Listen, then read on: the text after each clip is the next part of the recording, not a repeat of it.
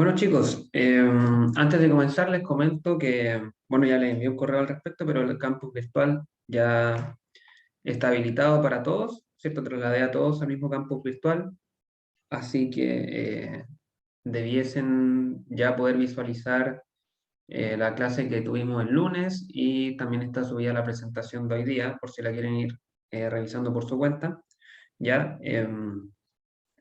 Si alguien va teniendo problemas para acceder o alguien se inscribió tarde y no lo trasladé al campus virtual que corresponde, ya me va avisando para irlo inscribiendo.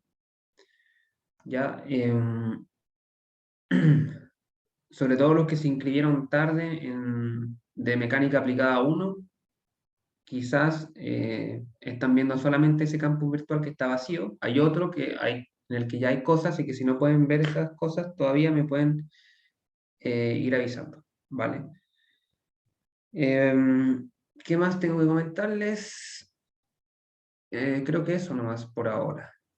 Así que voy a comenzar con la primera clase del ramo. Una clase introductiva es más que nada, ¿cierto? Vamos a ver los conceptos y los principios básicos que hay que manejar como punto de partida para poder ir luego dominando las metodologías y conceptos que vamos a ver más adelante. ¿Ya? Y también vamos a ver los sistemas de unidad. Así que como siempre, recuerden que si a medida que voy explicando les van surgiendo alguna duda o alguna consulta, ¿cierto? Pueden ir preguntando inmediatamente, no hay ningún problema. Así que bueno, vamos a partir contextualizando un poco esta asignatura, de qué se trata, de qué va, ¿cierto? En qué parte del conocimiento de la ciencia de la ingeniería se encuentra, ¿ya? Y bueno, es que básicamente este curso es un ramo de mecánica, ¿cierto? El nombre lo dice, de mecánica, que es una ciencia que está, ¿cierto?, vinculada a lo que es la física, es una rama de la física, y lo que busca esta ciencia es describir y también predecir las condiciones de reposo o movimiento, ¿ya? O sea, de cuerpo, ¿cierto?, bajo acción de fuerza. O sea, esta ciencia, en palabras simples, lo que busca es, teniendo un cuerpo que está sometido a un sistema de fuerzas, determinar si está en reposo o si está en movimiento, ¿vale? Y predecir si esos estados se van a mantener o van a cambiar en un lapso de tiempo, ¿ya?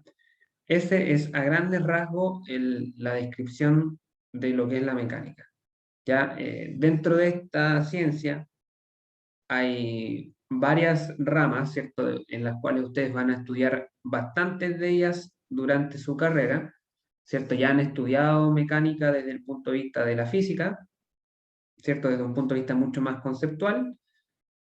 Ahora, ¿cierto?, empezarán a ver desde el punto de vista de la ingeniería. Hay dos grandes ramas que son la mecánica de sólidos y la mecánica de fluidos. Sus nombres más o menos hablan de a qué se refieren. La mecánica de fluidos trata, ¿cierto?, estos cuerpos. Aquí estamos hablando de cuerpos sometidos a fuerza.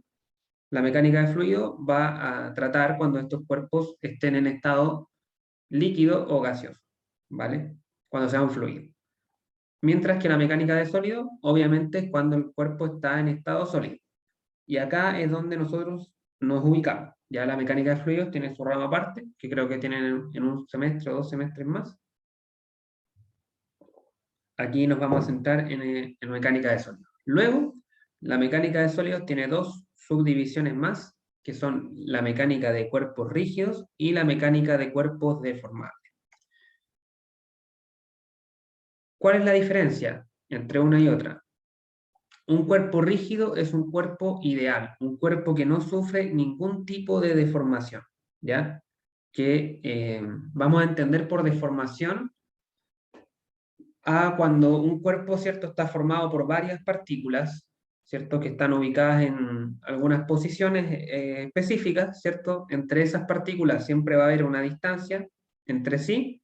Cuando esa distancia que separa las partículas que componen al cuerpo se mantiene constante, independiente del sistema de fuerzas que yo aplique sobre el cuerpo, vamos a hablar de cuerpo rígido, ¿ya? Cuando esas distancias no cambian. cuando el cuerpo mantiene su forma a lo largo del análisis, vamos a decir que es un cuerpo rígido. Si esas partículas son capaces de cambiar esa distancia, o sea, el cuerpo se deforma, cambia su tamaño, cambia su forma, vamos a decir que es un cuerpo deformable, ¿vale? Básicamente. Entonces, acá en esta asignatura vamos a trabajar con cuerpos rígidos o vamos a hacer la suposición de que los cuerpos son rígidos. O sea, vamos a ignorar las deformaciones que ocurren dentro de ese cuerpo. ¿Ya? O sea, vamos a suponer que las partículas del cuerpo siempre mantienen la misma posición. Eso en general es un ideal, ¿ya? Los cuerpos por excelencia son deformables. Hay algunos que son más rígidos que otros, tienen mayores grados de rigidez, o sea, se deforman menos, pero todos los cuerpos son deformables. Siempre que hay fuerzas, hay pequeñas deformaciones que son imperceptibles a la vista, pero siempre existen. O sea, por ejemplo, qué sé yo, estoy sentado en una silla ahora, ¿cierto? Y a pesar de que yo quizás miro la silla y yo veo que mantiene su posición, que no se está deformando, internamente mi peso está haciendo que las partículas se deformen en unas distancias mínimas. Ya esas deformaciones existen siempre, que hayan fuerzas, siempre existen, pero a veces son tan pequeñas y no afectan, y esto es importante, no afectan el estado de reposo o movimiento del cuerpo, y por lo tanto se pueden pasar por alto, se pueden obviar, y en ese caso se puede idealizar el cuerpo como un cuerpo rígido, ¿ya? Y acá es donde nosotros vamos a trabajar. Ya vamos a suponer que los cuerpos son rígidos, lo cual es una suposición bastante válida en muchos casos, porque, por ejemplo, eh, qué sé yo, una estructura, ¿cierto? Por ejemplo, la estructura de un edificio, ¿cierto? Uno, al mirarla, ¿cierto? No aprecia deformaciones a la vista, ¿cierto? No las aprecia. Aunque seguramente las vigas que están soportando las techumbres y los pisos y demás, ¿cierto? Se están deformando, pero esa deformación está diseñada para que sean pequeñas. Entonces, es una suposición válida en muchos casos, ¿ya? Cuerpo rígido. La mecánica de cuerpos deformables ustedes la van a estudiar en mecánica de materiales, ¿ya? O en resistencia de materiales, el próximo semestre los industriales tienen resistencia de materiales conmigo, y los mecánicos tienen mecánica de sólidos 1 y 2 con otros profesores, ¿cierto? Ellos estudian un poco más profundo el tema de la mecánica de cuerpos deformables, que es sumamente importante manejar, ¿ya? Pero nosotros acá en este curso vamos a partir con la suposición de que los cuerpos son rígidos, o sea, que no se deforman, y a partir de fijar, ¿cierto?, este parámetro, existen dos nuevas categorías que son estática y dinámica, ¿vale? Estática es cuando el cuerpo se encuentra y mantiene un estado de reposo, ¿ya? Y dinámica es cuando el cuerpo en algún momento del análisis puede estar en movimiento. Básicamente, estática tiene que ver con reposo. Y acá es donde se ubica nuestro curso. Mecánica técnica es un curso de estática. No vamos a estudiar cuerpos en movimiento, vamos a estudiar cuerpos en reposo, ¿ya? En el quehacer diario hay muchos cuerpos que están en reposo, ¿cierto? Y que están diseñados para que se mantengan en reposo, ¿ya? El mismo ejemplo de un edificio, ¿cierto? El edificio se diseña para que no se mueva. Suena súper lógico, pero es así. Se diseña para que mantenga ese estado de reposo, para que no se derrumbe, para que no se muevan las vigas, para que no se muevan las columnas, ¿cierto? Ante cualquier circunstancia, ante cualquier carga, ¿cierto? Ante la carga del viento, por ejemplo, si nieva y se pone nieve en el techo, está diseñado para que mantenga ese estado de reposo, incluso ante terremotos, ¿ya? Y distintos movimientos telúricos, ¿ya? Así que aquí es donde nosotros vamos a centrar nuestro estudio en estática. Los ingenieros civil mecánicos también el próximo semestre tendrán mecánica aplicada 2, que es un ramo de dinámica, ¿ya? Ahí estudian cuerpo en movimiento, que eso igual es importante desde el punto de vista más de máquinas, ¿cierto? Que mantienen en movimiento algunas partes, ¿vale?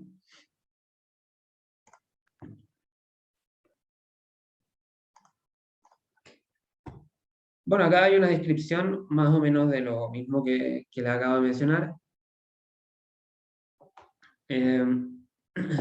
acá hay un apunte que voy a recalcar, ¿cierto? Ya lo mencioné, pero lo voy a recalcar, que es cierto que las estructuras y máquinas reales nunca son completamente rígidas, ¿ya? El concepto de rigidez es una idealización, ¿cierto? Siempre van a sufrir deformaciones bajo la acción de las cargas a las cuales están sometidas. Sin embargo, a menudo esas deformaciones son muy pequeñas, no son visibles, ¿ya? Y no afectan de forma apreciable la condición de equilibrio y movimiento, que es lo que queremos estudiar acá, y por lo tanto se pueden obviar, ¿ya? Y podemos trabajar como si el cuerpo fuera un cuerpo rígido. Luego tenemos los cuerpos deformables, ¿cierto? Que acá es cuando, ¿cierto? Las deformaciones importan, o son concernientes, ¿cierto? Son importantes, ya para estudiar la falla de la estructura. O sea, las deformaciones pueden ser tales que puedan provocar que la estructura falle, que se deforme demasiado y que pierda funcionalidad. En ese caso, sí es importante tener en cuenta esas deformaciones y en ese caso sí se estudian, ¿cierto? Y no se trabaja bajo la suposición del cuerpo rígido. ¿Ya?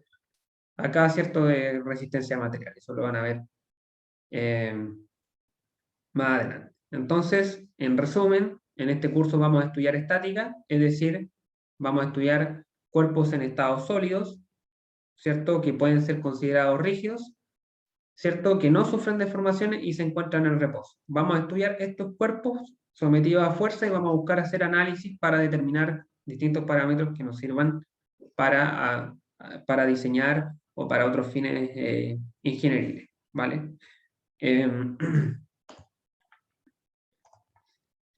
Eso básicamente. Bueno, acá hay un par de conceptos más que van a ser recurrentes en el curso. El primero es el concepto de partículas, ¿cierto? Que seguramente ustedes ya manejan. Simplemente una cantidad de materia pequeña, la cual se puede considerar que solamente ocupa un punto en el espacio, ¿cierto? No ocupa una dimensión más grande que un punto, ¿ya? Y acá también está reforzada, ¿cierto? La definición de cuerpo rígido, ¿ya? Vamos a definir como un cuerpo rígido, ¿cierto? A una combinación de partículas que mantienen unas posiciones fijas entre sí. No experimentan deformación, entendiendo el concepto de deformación como un cambio entre estas posiciones relativas de las partículas que constituyen el cuerpo. Por ejemplo, en la imagen de la izquierda ustedes verán, ¿cierto? Esta estructura que es como un triángulo, que está formada por 3 barras, ¿cierto? Que están conectadas en los puntos A, B y C. Y por ejemplo, si yo tomo el punto D y el punto D', ¿cierto? Y yo aplico esta fuerza F, ¿cierto? Yo aplico esta fuerza F. Es lógico pensar que quizás esta fuerza F va a provocar que este cuerpo se mueva hacia la derecha, o quizás va a provocar alguna rotación, pero es poco probable, ¿cierto?, que la partícula D con la partícula D' cambien su posición relativa, ¿ya? Entonces, en este caso, podemos definir este cuerpo como un cuerpo rígido. O sea, independiente de la nueva posición que tenga este triángulo, ¿cierto?, que puede rotar o moverse, ¿cierto?, encontrarse en una nueva posición, las partículas entre sí van a seguir separadas a esta distancia, ¿cierto? Imagínense que ese cuerpo se mueve o va girando hacia el lado, pero las partículas siempre mantienen la misma posición relativa entre sí.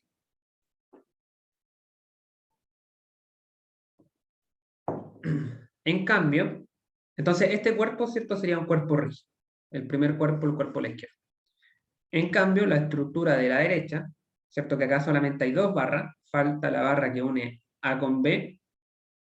Si yo aplico la misma fuerza F a este cuerpo, además de moverse, además de rotar, ¿cierto?, como un cuerpo entero, probablemente esta fuerza va a provocar que esta barra, la barra AC, rote respecto al punto C, ¿cierto? Perfectamente puede provocar ese movimiento, o sea, puede provocar que la barra ya no esté en esa posición, sino que esté en esta, ¿cierto? Y que el punto D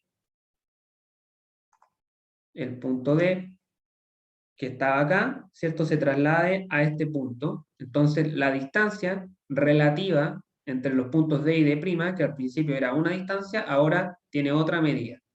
Ya, en este caso hubo una deformación que es pronunciada, o sea, la distancia entre dos partículas cambió de forma considerable, ¿ya? Entonces, en este caso, se dice que este cuerpo no es un cuerpo rígido, es un cuerpo deformable, ¿cierto? Porque las distancias entre las partículas son muy susceptibles al cambio bajo la acción de una fuerza.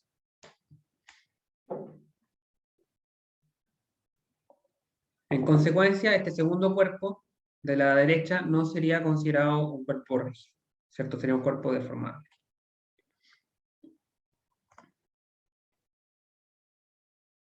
¿Dudas hasta acá?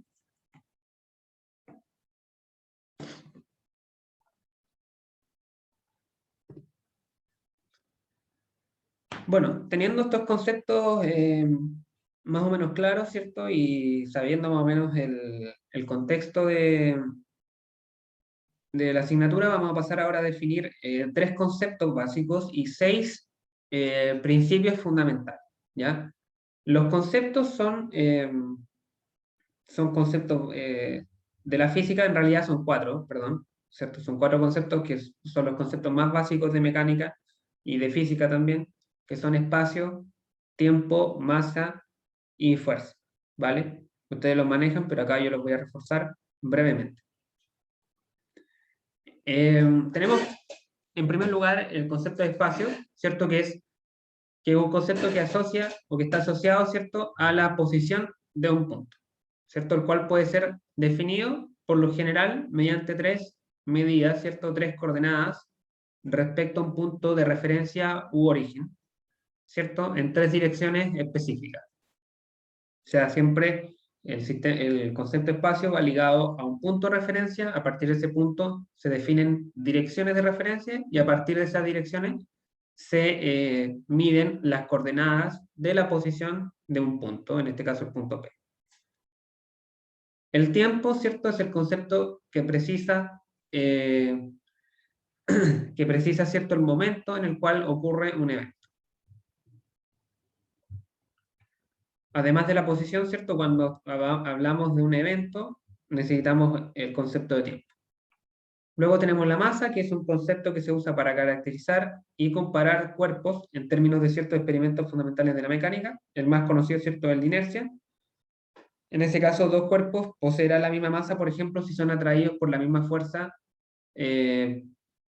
por la Tierra, ¿cierto? O sea, en realidad, ¿cierto?, se asocia, ¿cierto?, a la misma masa cuando los cuerpos tienen el mismo peso.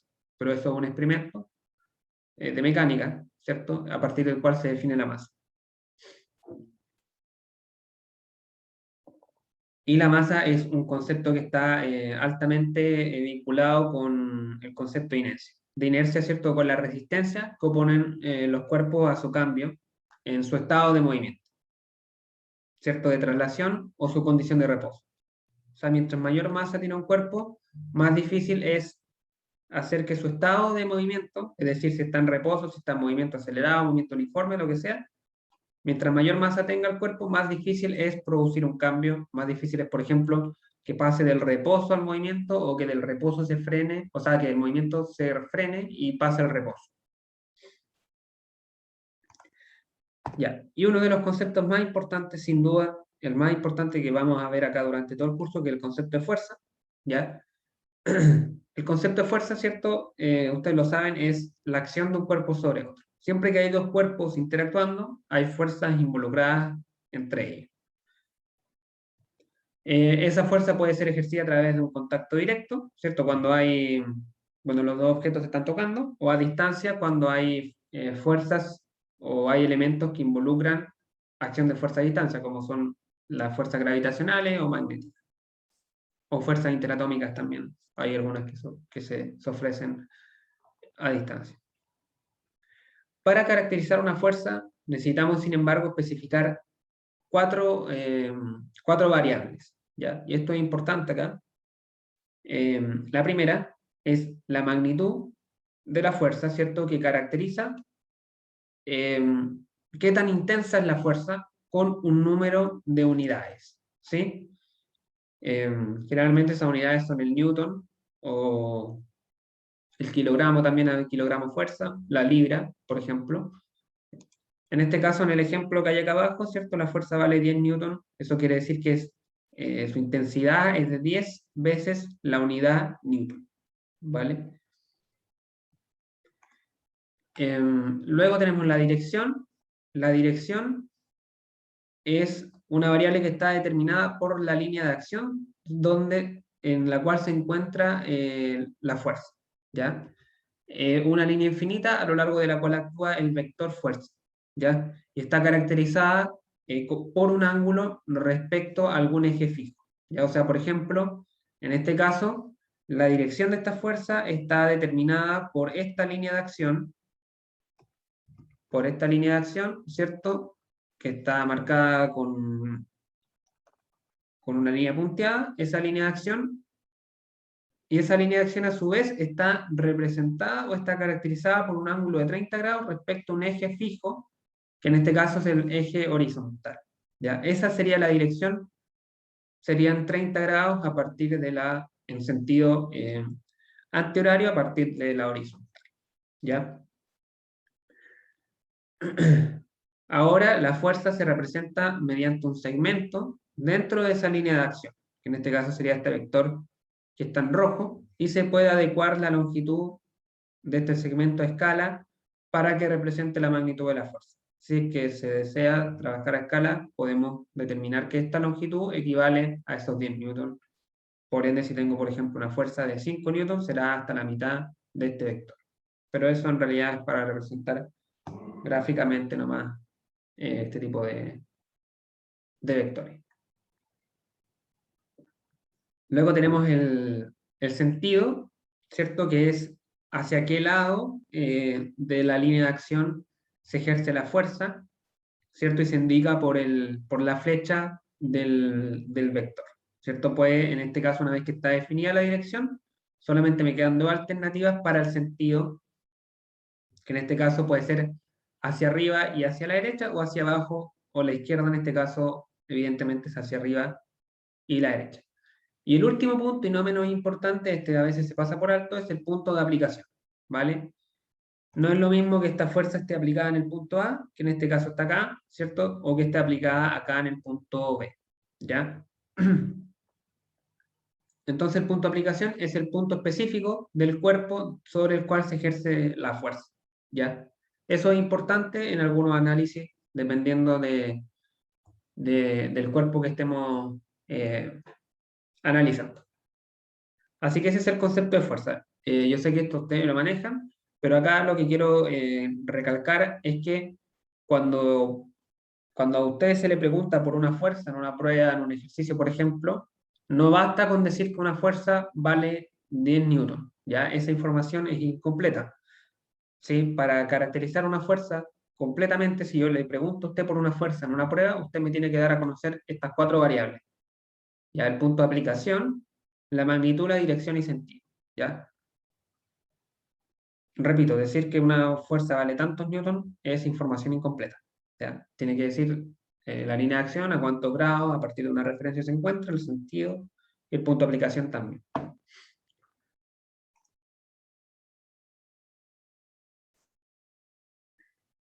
Ya, esos serían los conceptos fundamentales.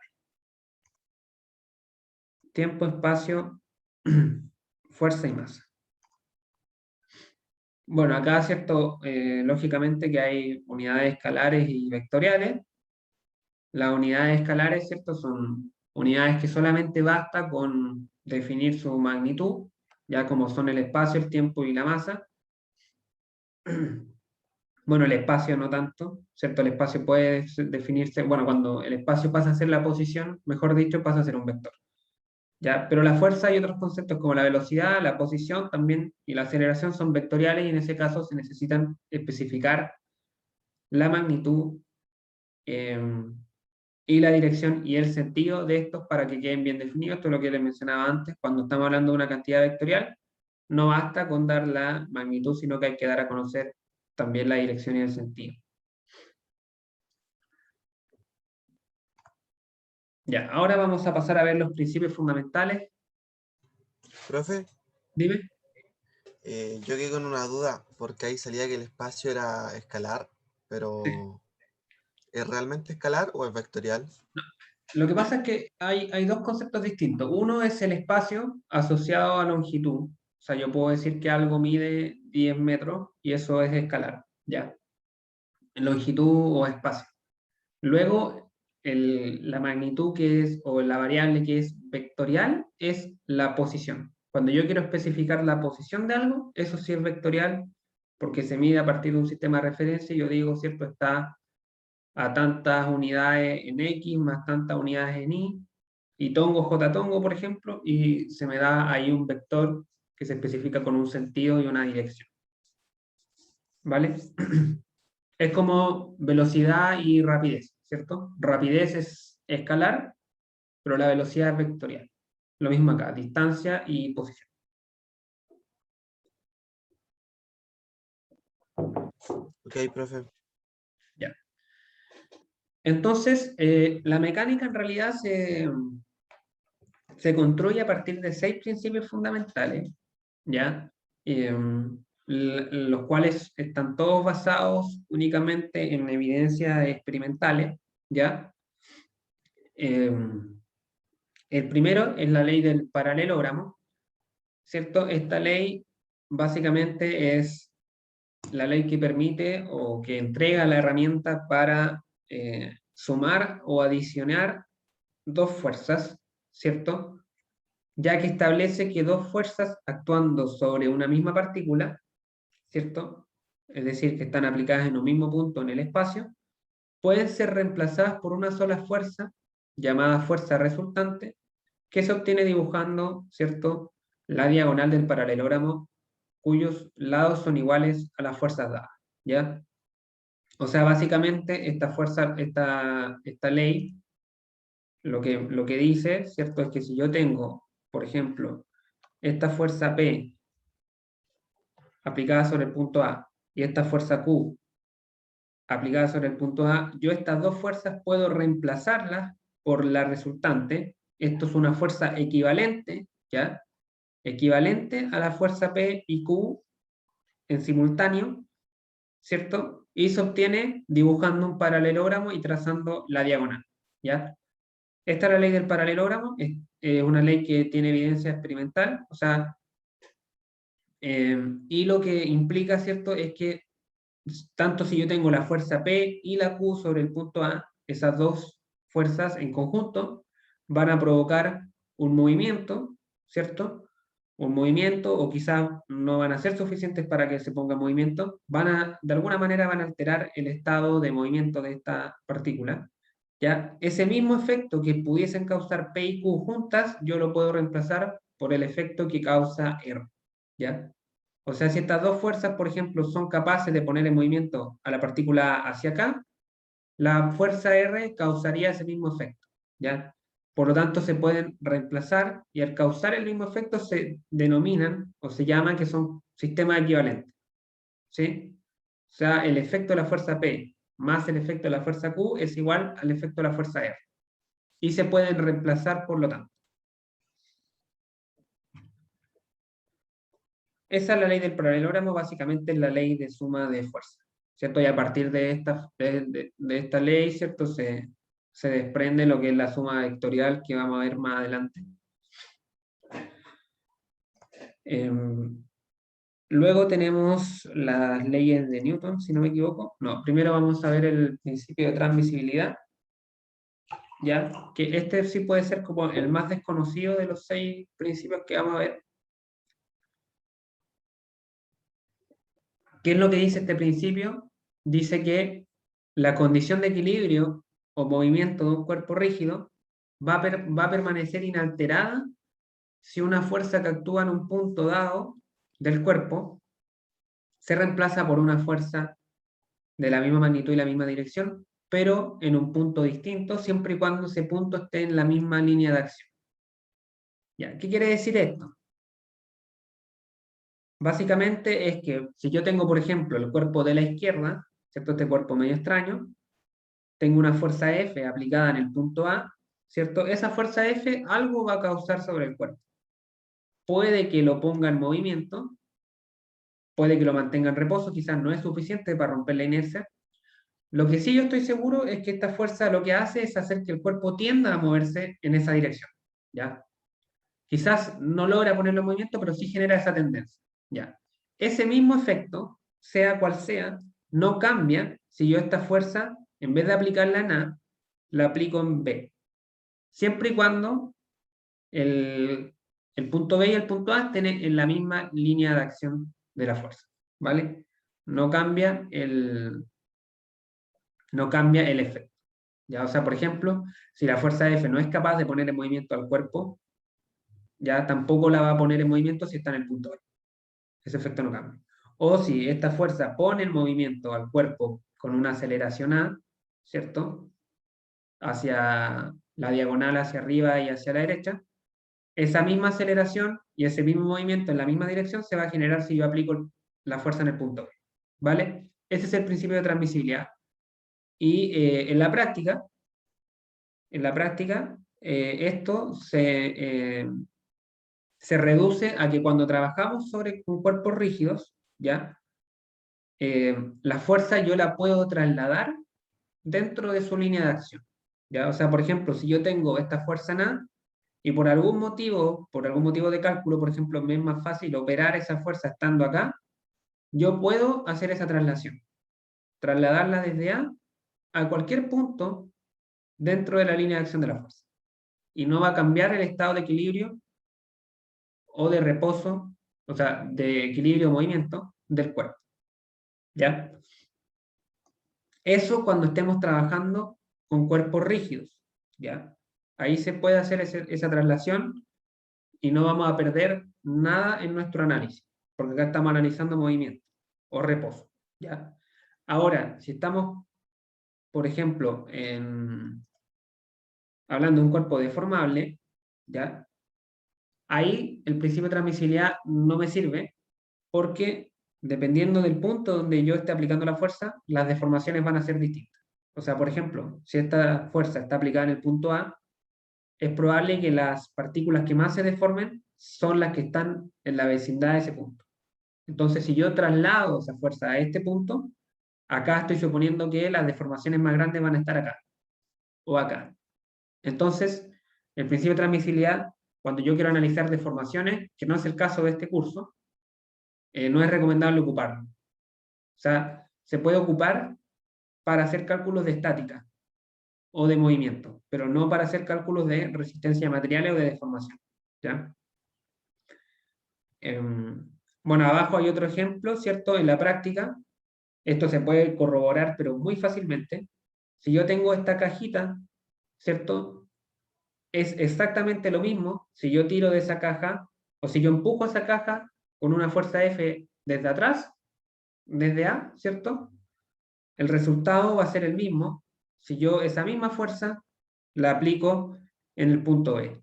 Y tiro, por ejemplo, si yo le amarro una cuerda acá y en vez de empujarla, con la misma fuerza tiro en la misma dirección, el resultado es el mismo. O se mantiene en reposo en ambos casos, se mueve hacia la derecha en ambos casos, pero el efecto no cambia. ¿Vale? Ese es el principio de transmisibilidad, chicos. Y acá lo vamos a ocupar mucho. ¿Ya? Lo vamos a ocupar mucho porque a veces, dependiendo de nuestro sistema de referencia, ¿cierto? Y de distintos factores, puede ser conveniente trasladar una fuerza de un punto a otro, ¿cierto? Y para hacer cálculos más fáciles, básicamente. Eso. Este sería el segundo principio, van quedando 4.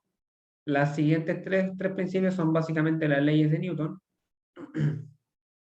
La primera ley de Newton, ¿cierto? Ustedes la conocen, dicen que si la fuerza resultante, o sea, o la fuerza neta, seguramente ustedes la conocen más por fuerza neta, que actúa sobre una partícula es cero, entonces la partícula permanece en reposo, si originalmente estaba en reposo, o se mueve con velocidad constante en línea recta si es que ya estaba en movimiento. Ya, la segunda ley de Newton, ¿cierto? Es la fuerza, es la ley de movimiento, ¿cierto? Que dice que si la fuerza resultante que actúa sobre una partícula no es cero, la partícula tendrá un movimiento acelerado proporcional a la fuerza resultante y en la misma dirección que esta última. O sea que la fuerza y se anuncia, ¿cierto?, mediante la ecuación ultra conocida, fuerza igual a masa por aceleración, ¿cierto? Entonces, si la fuerza resultante es distinta de cero, ese cuerpo va a estar en movimiento acelerado con una aceleración igual, ¿cierto?, al resultado que me entregue esta fórmula. Y en realidad la primera ley de Newton se puede desprender de la segunda, ¿cierto? Cuando tenemos fuerza cero, tenemos aceleración cero y por lo tanto eso me origina el estado de reposo o de movimiento lineal uniforme. Y la tercera ley de Newton, que acá esta es seguramente, bueno, la primera y la segunda ley, más bien la segunda ley acá poco la vamos a ocupar porque vamos a estar en un ramo de estática, de reposo, ¿cierto? No va a haber movimiento. Pero la que sí vamos a ocupar mucho es la tercera ley de Newton, que es la ley de acción y reacción entre cuerpos en contacto, ¿cierto? Que básicamente dice que cuando un cuerpo ejerce una fuerza sobre otro, el segundo cuerpo le devuelve una fuerza de igual magnitud, igual dirección, es decir, que se encuentra en la misma línea de acción, pero sentidos opuestos. ¿Ya? Esta ley es muy importante. Yo diría que, junto con el principio de transmisibilidad y la ley del paralelogramo, la tercera ley de Newton, son las tres leyes o principios que más vamos a utilizar. Y la última, y no menos importante, lógicamente, ¿cierto?, es la ley de gravitación universal de Newton, ¿cierto? Que esta igual la conocen seguramente en los ramos de física, que básicamente dice que dos partículas de masa m mayúscula y m minúscula se atraen mutuamente con fuerzas iguales y opuestas, ¿cierto? Cuyas magnitudes están dadas por esta formulación que está acá, ¿cierto? Fuerza igual a la constante de gravitación universal por la multiplicación de la masa e inversamente proporcional al cuadrado del radio, de la distancia que separa ambas partículas. Bueno, un caso particularmente importante, ¿cierto? Es aplicar, ¿cierto?, la ley de gravitación universal a la Tierra en contacto con una partícula en la superficie. Entonces, el resultado de esta fuerza se define como el peso, ¿cierto? Y también podemos agrupar, si reemplazamos el radio de la Tierra, ¿cierto? Y la masa de la Tierra, junto con la constante de gravitación universal, podemos reemplazar esa variable, o esas variables, mejor dicho, que en este caso sería esta parte de la ecuación. Aquí, esto lo podemos reemplazar por la aceleración de gravedad. Y al final me queda que esta ecuación, ¿cierto?, que es la ecuación que define el peso de un cuerpo, igual a la masa del cuerpo por la aceleración de gravedad. ¿Cierto? Y esta constante, que es la aceleración de gravedad, ¿cierto? Para una altitud, ¿cierto?, y latitud estándar en un punto considerado, podemos, ¿cierto?, hacer la aproximación de que tenga estos dos valores. 9,81 metros por segundo cuadrado en el Sistema Internacional de Unidades y 32,2 pies por segundo al cuadrado en el Sistema de Unidades inglés.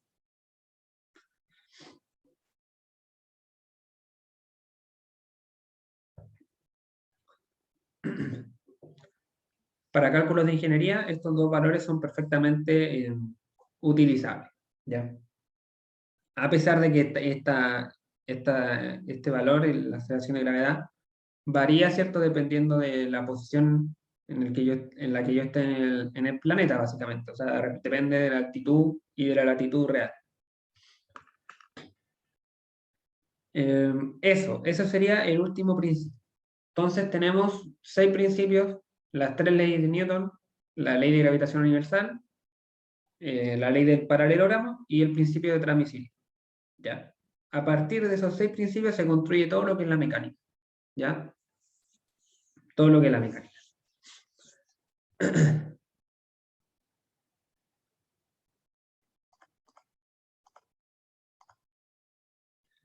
Así que bueno, va quedando, ¿cierto?, revisar los sistemas de unidades. En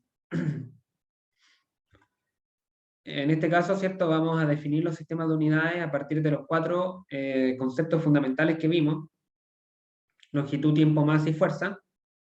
Entonces, cuando 3 de estas unidades se utilizan o se definen arbitrariamente, ¿cierto? Y la cuarta se define derivándola de las otras 3. Eso se denomina que se está construyendo un sistema de unidades consistente, ¿ya? A las 3 unidades que yo definí arbitrariamente se denominan unidades básicas, mientras que a la que yo derivé, a la cuarta unidad que yo derivé de las otras 3 se denomina unidad derivada, ¿ya? Y eso constituye un sistema de unidades consistente, ¿ya? A partir de esta definición existen 2 sistemas con los que vamos a trabajar en este curso, ¿ya? Vamos a estar constantemente trabajando con ambos porque la ingeniería así lo requiere. O sea, yo sé que ustedes estarán más acostumbrados al sistema internacional de unidades. El sistema inglés, sin embargo, a día de hoy todavía se ocupa en ingeniería. Hay catálogos de fabricantes, ciertos catálogos de piezas, de máquinas que vienen en sistema inglés, así que es importante saber manejar, ¿ya? Así que aquí vamos a estar resolviendo ejercicios con ambos sistemas. Nunca los vamos a mezclar, ¿sí? O el sistema va a estar en sistema internacional o el ejercicio va a estar en sistema de unidades inglesas, ¿ya? Entonces, el primero, el sistema internacional de unidades, ¿cierto? Utiliza como unidades básicas el metro para la longitud o para la posición, el kilogramo para la masa y el segundo para el tiempo. Esas 3 unidades van a ser las unidades básicas porque se definen arbitrariamente, y la unidad derivada en este caso es la unidad de fuerza que corresponde al Newton y que se deriva de la segunda ley de Newton. Y se define a partir de esa ley como la fuerza que proporciona una aceleración de 1 metro por segundo cuadrado a una masa de 1 kilogramo, ¿vale? Y se obtiene, como digo, de la segunda ley de Newton aplicada, ¿cierto? Fuerza igual a masa por aceleración, y me queda, si reemplazo las unidades de masa y de aceleración, me queda 1 kilogramo por metro al segundo al cuadrado, y eso es igual a 1 newton, ¿vale? Entonces se fijan que acá estamos derivando una cuarta unidad a partir de 3 unidades definidas arbitrariamente. Por lo tanto, nuestro sistema está siendo consistente.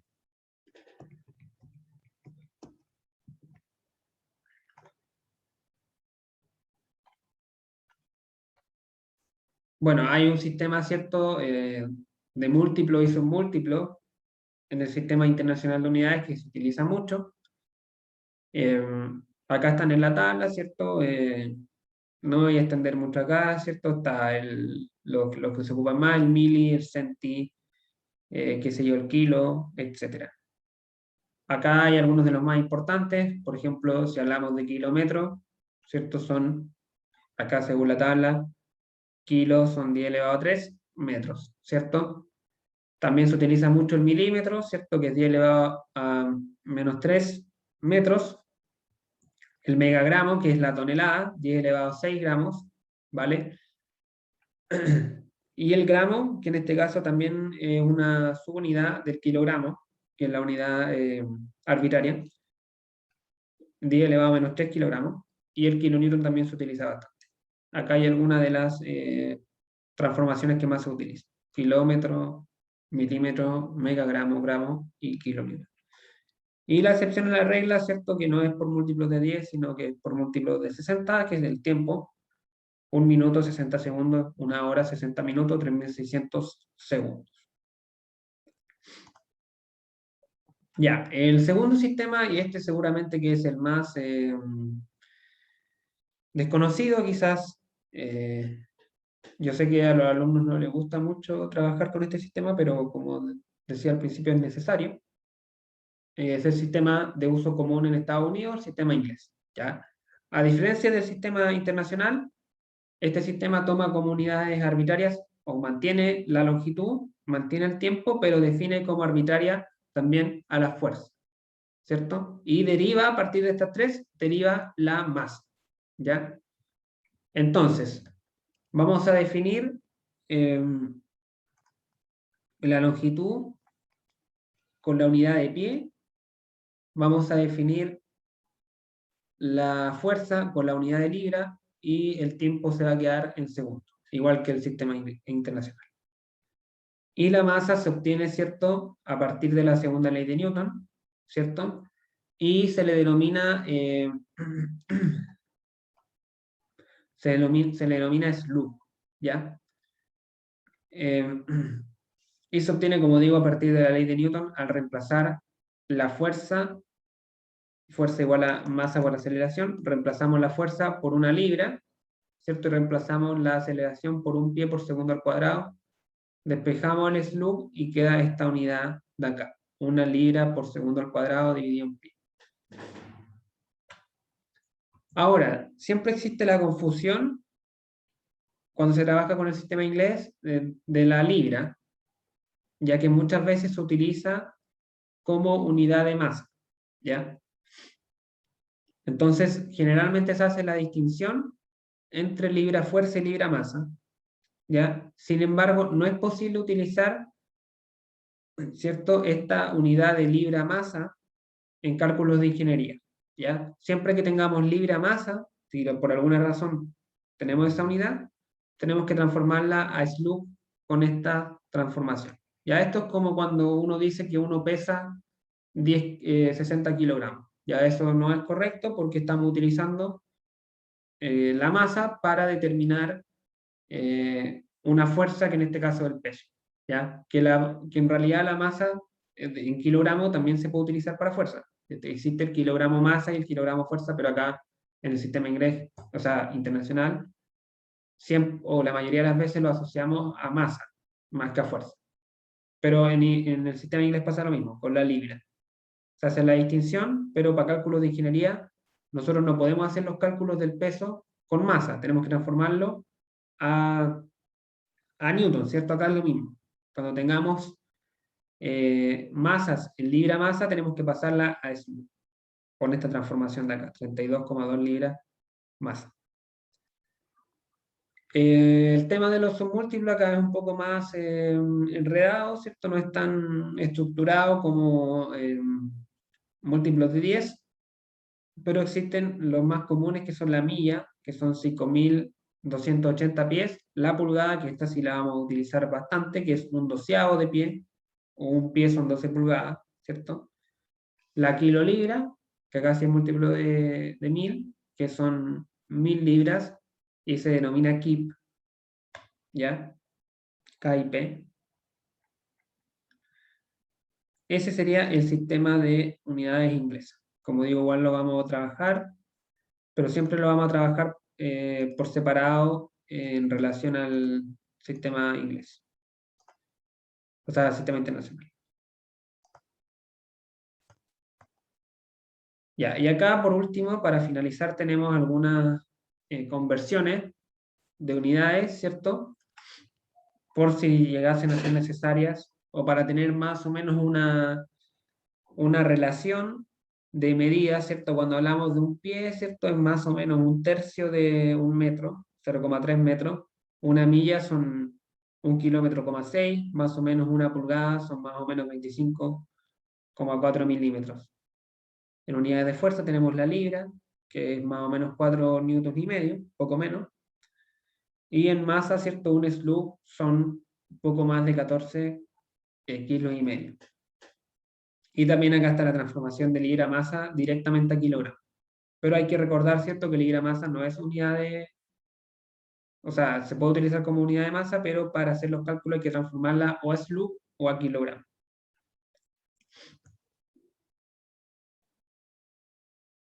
Profe, tengo una duda, ¿eso es menos masa o se refiere refiriéndose a masa? No, libra masa.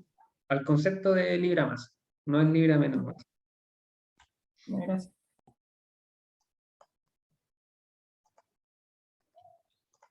Así que eso, chicos, creo que la clase de hoy día llega hasta acá.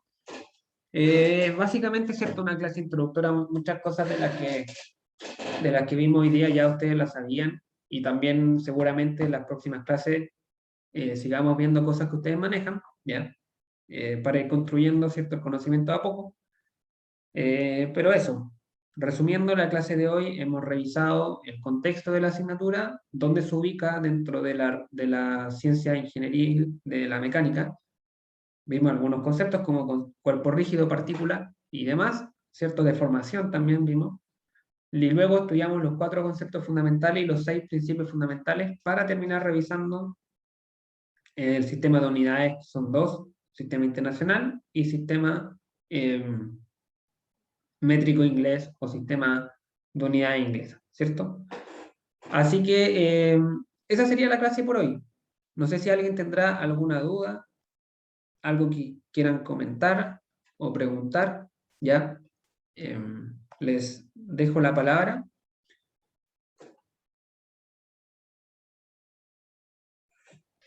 Por lo menos a mí me quedó todo claro, profe. Ya, perfecto.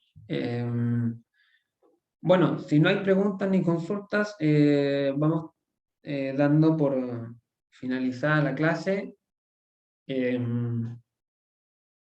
Esta sería, ¿cierto?, nuestra primera semana ya completada y nos veríamos ya hasta el día lunes en el horario habitual. Así que eso, me despido y que tengan una buena semana en lo que queda, ¿cierto? Nos vemos el lunes. Bueno, Chao, profe, profe. que esté bien. Chao, chao. Chao, profe.